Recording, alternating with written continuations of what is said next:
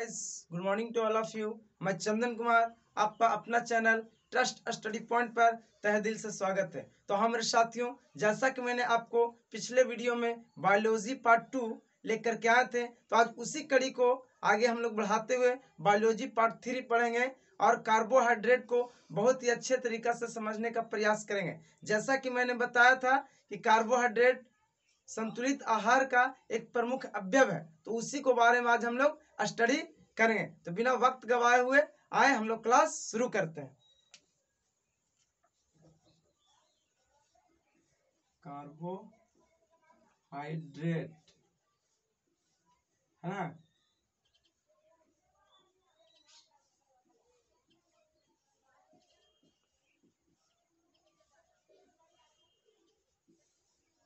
क्या है कार्बोहाइड्रेट्स। तो कार्बोहाइड्रेट्स को हम लोग बहुत ही अच्छे तरीका से समझने का प्रयास करेंगे। कार्बोहाइड्रेट जो हमारे शरीर के लिए बहुत बड़ी ऊर्जा प्रदान करते हैं, इसलिए कार्बोहाइड्रेट को हम लोग ऊर्जा के रूप में प्रयोग करते हैं। ऊर्जादायक इसे कहा जाता है। क्या कहा जाता है? ऊर्जादायक। ये मुख्य रूप से इसकी कमी से बहुत ज़्यादा हमारे शरीर में तो दिक्कत हो नहीं सकती है, लेकिन लंबे समय तक अगर ये हमारे बॉडी के अंदर नहीं रहे, लंबे समय तक इसका प्रयोग नहीं किया जाए, तो बहुत सारे शरीर के अंदर व्याधियाँ उत्पन्न हो सकते हैं। ऐसा नहीं कि कार्बोहाइड्रेट नहीं लेंगे तो हमें कैंसर हो जाएगा, एड्स हो जाएगा, ऐसा कोई बात नहीं है, लेकिन नहीं लेने पर लंबे समय तक हमारा शरीर काफ़ी कमज़ोर हो सकता। तो हम लोग देखते हैं कार्बोहाइड्रेट में और क्या क्या पाए जाते हैं। जैसे कि कार्बोहाइड्रेट जिसमें हाइड्रेट निहित हो उसमें जल जरूर होगा। क्या होगा? जल, पानी, जिसे वाटर कहते हैं, H2O। तो H2O रहेगा तब समझ ही रहे, हाइड्रोजन और ऑक्सीजन उसमें जरूर रहेगा। और शुरू क्या है? कार्बो का मतलब इसमें कार्बन भी है। क्या है? कार्बन। इसमें क्या क्या पाए जाते हैं? 3 चीज पाए जाते हैं, कार्बन, ऑक्सीजन और हाइड्रोजन।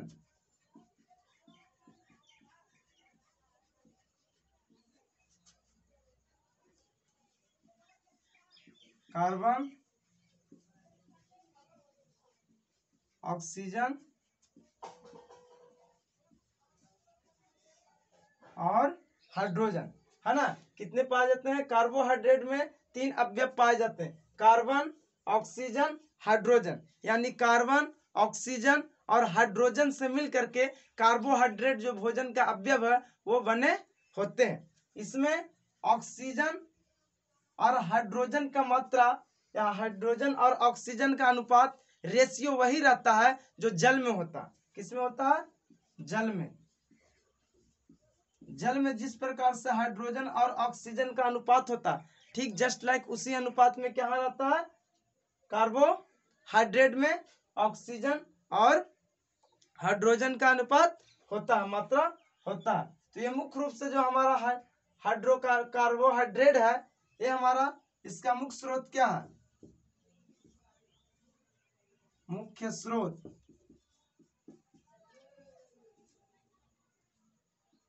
चावल, गेहूं, मक्का एवं अन्न या अनाज से बने सभी भोज्य पदार्थ। जैसे इसके अंतर्गत भी जैसे में और क्या हो सकता? पूरी, कचौड़ी, इडली, डबल रोटी,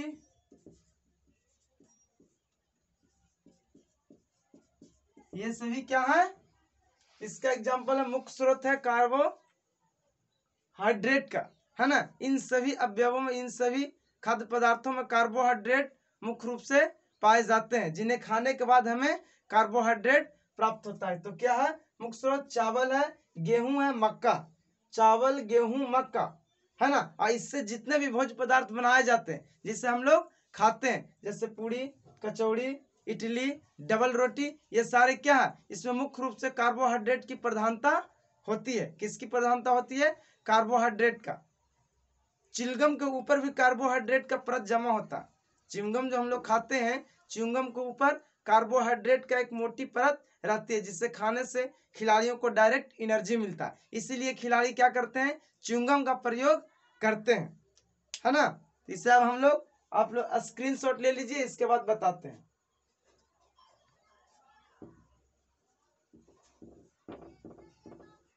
तो कार्बोहाइड्रेट का हम लोग स्रोत समझें और कार्बोहाइड्रेट में कौन कौन से अवयव पाए जाते हैं, इन सारे तथ्यों को हम लोग भली भांति समझने का प्रयास किया। नेक्स्ट हम लोग देखेंगे कि कार्बोहाइड्रेट किस फॉर्म में पाए जाते हैं, कितने इसके फॉर्म है, यानी कितने रूपों में पाए जाते हैं।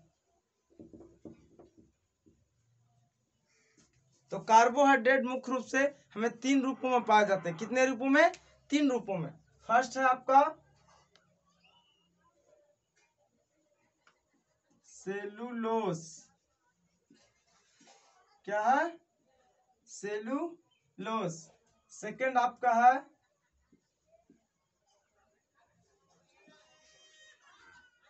स्टार्च, या इसे मंड भी कहते हैं, मंड। नेक्स्ट है शर्करा। क्या है? शर्करा, शुगर, है ना। तो हम लोग समझने का प्रयास करेंगे। सेलुलोस, स्टार्च या मंड और शर्करा 3 फॉर्म्स में, यानी 3 रूपों में ये पाए जाते हैं। रूप समझ ही रहा, 3 रूपों में ये पाए जाते हैं। कितने रूपों में? 3 रूपों में। सेलुलोस जो है एंजाइमों द्वारा पाचन नहीं होता है। सेलुलोस का पाचन एंजाइमों द्वारा हमारे शरीर के अंदर नहीं होता। हमारे शरीर के अंदर कोई भी ऐसा हार्मोन्स नहीं निकलता है जो सेलुलोस को पचा सके। किसे पचा सके? सेलुलोस को।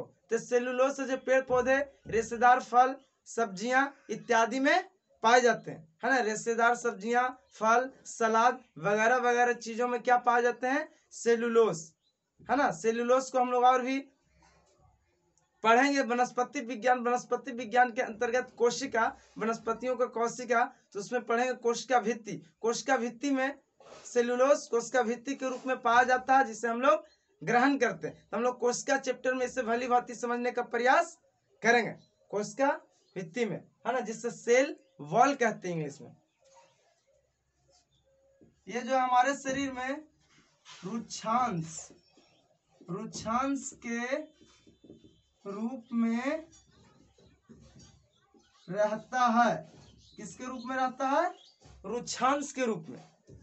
रुक्षांश जो हमारे शरीर के अंदर भोज्य पदार्थों को पचाने में काफी योगदान प्रदान करते हैं। दूसरे भोजन को ये पचाते हैं, खुद ये नहीं पचते हैं, लेकिन दूसरे भोज्य पदार्थों को हमारे शरीर के अंदर पाचन करने में महत्वपूर्ण भूमिका को अदा करती है। रुक्षांश हमारे शरीर का भोजन का प्रमुख अवयव है, जो हमारे शरीर में बहुत सारे कार्यविधि को संपन्न करते हैं, है ना। तो रुक्षांश क्या हमारे शरीर के अंदर पहुंच करके बहुत सारे भोज्य पदार्थों को पचाने का काम करते हैं। ये भोज्य पदार्थों में उपस्थित जल को सोख लेता है। क्या करता है? जो भोज्य पदार्थ में उपस्थित पानी जो होता है, हम लोग पानी जो ग्रहण करते हैं, उससे सोख करके भोजन की मात्रा को और भी अत्यधिक बढ़ाता है। भोजन की मात्रा को क्या करता है? बढ़ाता है। इसलिए हम लोगों में रुक्षांश बहुत जरूरी है। सलाद यानी खाना चाहिए, फल खाना चाहिए। इससे हमारे अंदर कब्ज की बीमारी नहीं होती। रुक्षांश के मौजूदगी से क्या नहीं होता? कब्ज की बीमारी नहीं होती है। तो हम लोग इसे समझें। और स्टार्च, ये पाचन के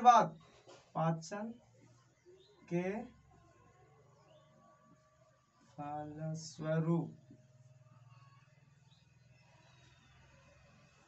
हाँ। और शर्करा जो है ये अवशोषित के बाद, ये हमारे शरीर के अंदर क्या होता है?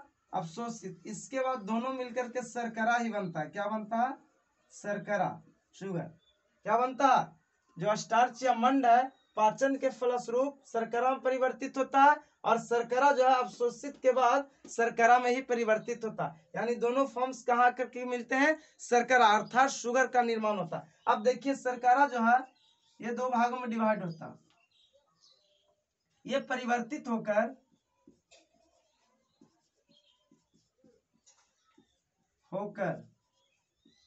और एक किधर है, श्वसन में ऑक्सीकृत होकर, है ना, श्वसन में क्या ऑक्सीकृत होकर, तो ये परिवर्तित होकर के ग्लाइकोजाइन बनाता है। क्या बनाता है, ग्लाइकोजन या ग्लाइकोजाइन, कुछ भी बोल सकते हैं, ग्लाइकोजन या तो ग्लाइकोजाइन, है ना। ये बन के हमारे शरीर में यकृत में जमा रहता है। क्या रहता है, यकृत में जमा, कहाँ रहता है, यकृत, लीवर जिसको बोलते हैं, जिसको जिगर उर्दू में बोलते हैं, क्या बोलते हैं, जिगर, यकृत, लीवर, यानी कि यकृत में जमा रहता और शरीर के अंदर से धीरे धीरे ये यूज होता रहता। जब शरीर के अंदर कमी हो जाता है ग्लूकोजन का, तो इसका धीरे धीरे क्या होता है, यूज होता रहता। सेकंड फॉर्म में इसी में ये परिवर्तन होता है ग्लाइकोजन के रूप में, एक इसी में परिवर्तन होता है वसा के रूप में।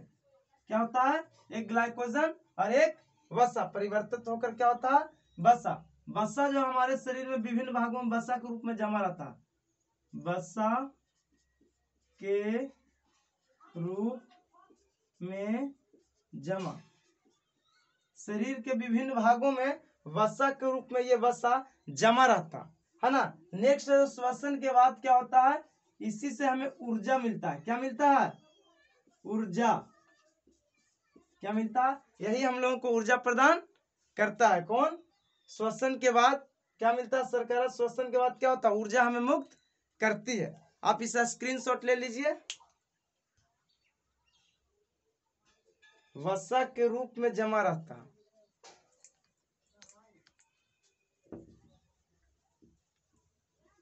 आप सही से स्क्रीनशॉट ले लिए होंगे, स्थिरता से समझने का प्रयास करें। और भी बहुत सारे आपको चैप्टर्स बायोलॉजी के अंतर्गत सभी पढ़ाना, ये तो छोटा मोटा चीज अभी है, तो आप स्थिरता से समझें और वन टॉपिक करके बहुत ही अच्छे तरीके से समझने का प्रयास करें। और सभी को समाप्त करके भी मैं पढ़ाऊंगा।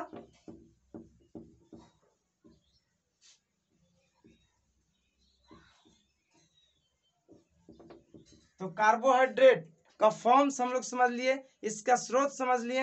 अब कार्बोहाइड्रेट का हम लोग कुछ रूप जैसे शर्करा समझ ही लिए, अब हम लोग समझने का प्रयास करेंगे इसका विकार।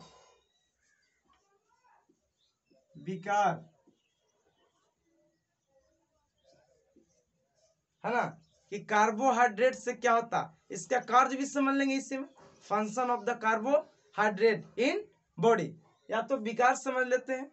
तो विकार में क्या है कि कार्बोहाइड्रेट अगर अत्यधिक मात्रा में आप खा लेते हैं, कार्बोहाइड्रेट अत्यधिक मात्रा में हो जाता, तो ये धीरे धीरे वसा के रूप लेकर आपके शरीर में संचित हो जाता और क्या होता है, काफी मोटापा हो जाता है, आदमी उम्मीद से ज्यादा भारी भरकम और बहुत भयानक हो जाता है। इसलिए कार्बोहाइड्रेट का ये क्या है, विकार है, उम्मीद से ज्यादा इसे खाने का प्रयास नहीं करें। तो कार्बोहाइड्रेट विभिन्न एज वाले व्यक्ति को अलग अलग आवश्यकता होती है। जिस प्रकार से आप कार्य विधि को करते हैं, जैसा आप काम करते हैं, अगर बहुत ही हार्ड वर्क कर रहे हैं तो आपको ज्यादा कार्बोहाइड्रेट की आवश्यकता होती है। अगर ये बात आप बहुत कम हार्ड वर्क कर रहे हैं तो आपको कम कार्बोहाइड्रेट की आवश्यकता होगी। तो स्थिति के अनुसार इसे भोजन में प्रयोग करना चाहिए कि हम किस प्रकार का कार्य करते हैं। छोटे बच्चे के लिए कार्बोहाइड्रेट की आवश्यकता कम पड़ेगी, एक बड़ों को कार्बोहाइड्रेट की आवश्यकता ज्यादा पड़ेगी। तो इससे क्या होता है, मोटापा होता, मोटापा क्या होता,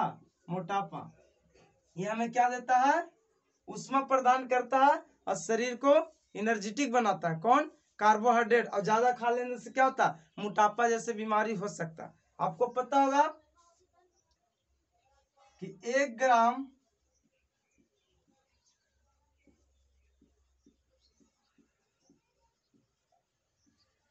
कार्बोहाइड्रेट्स 1 ग्राम कार्बोहाइड्रेट्स अगर आप खाते हैं तो 4.1 किलो कैलोरी उष्मा प्राप्त होता है। कितना उष्मा प्राप्त होता है? अगर आप 1 ग्राम कार्बोहाइड्रेट खाते हैं तो 4.1 किलो कैलोरी उष्मा प्राप्त होता है ना। तो आप इसे अच्छे तरीके से समझ ले, बहुत ही वक्त कम है, हमें भी कहीं जाना है, तो इसलिए आप स्क्रीनशॉट ले लीजिए। और नेक्स्ट वीडियो में तो आप लास्ट में हम कहना चाहते हैं कि आप मेरे इस चैनल को सब्सक्राइब करें और बगल में आए बेल आइकन को जरूर दबाएं ताकि सही प्रकार का नोटिफिकेशन इस चैनल से संबंधित प्राप्त हो सके। तो हम मेरे साथियों, जैसा कि आप जानते हैं, कमेंट बॉक्स में भी कुछ लिख सकते हैं जो आपको कमी महसूस हो, इससे कि हमें भी एनर्जी प्रदान होता है।